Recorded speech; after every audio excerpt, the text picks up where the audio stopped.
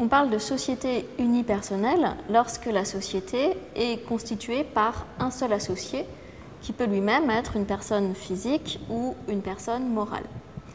Il y a actuellement deux formes sociales qui permettent de créer une société unipersonnelle, la SARL et la SAS. On parle alors d'entreprise unipersonnelle à responsabilité limitée ou EURL et de SASU, société par action simplifiée unipersonnelle.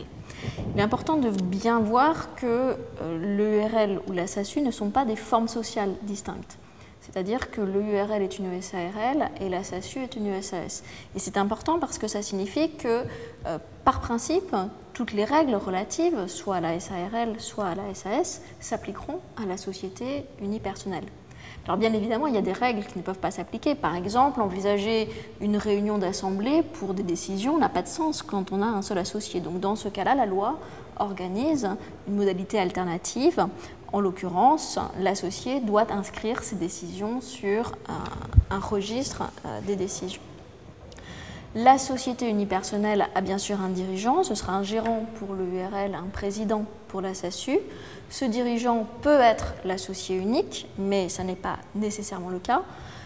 Si on a un entrepreneur individuel qui utilise cette société unipersonnelle pour son activité professionnelle, en général, il est à la fois l'associé unique et le dirigeant. Mais on peut aussi avoir une société unipersonnelle qui est la filiale d'une autre société, filiale à 100%, et dans ce cas-là, on peut avoir un dirigeant différent. La société unipersonnelle a un patrimoine distinct de celui de ses associés, et c'est important d'en avoir conscience quand on a un seul associé, d'avoir conscience de cette dissociation entre le patrimoine propre de l'associé et le patrimoine de la société. Et notamment toutes les sanctions pénales qui existent en cas d'appropriation indue des biens de la société pourront s'appliquer dans la société unipersonnelle.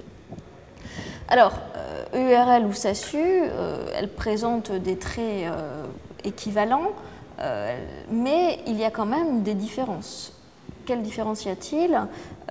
D'abord, sur le plan fiscal, quand un associé unique, personne physique d'une société crée une EURL, le bénéfice social sera imposé à l'impôt sur le revenu de l'associé en question.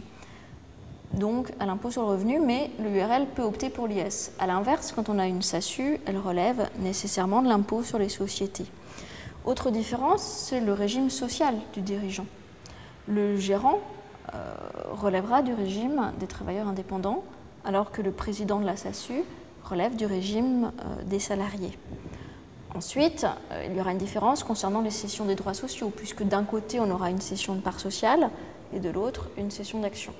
Et puis enfin, il faut savoir que les conditions de désignation d'un commissaire aux comptes ne sont pas les mêmes selon que l'on a une SARL ou une SAS, donc une EURL ou une SASU. Il y a notamment ces critères de seuil, avec des seuils qui sont différents pour chacune de ces formes sociales. Puis il y a aussi surtout le critère du contrôle qui n'existe que dans la SASU.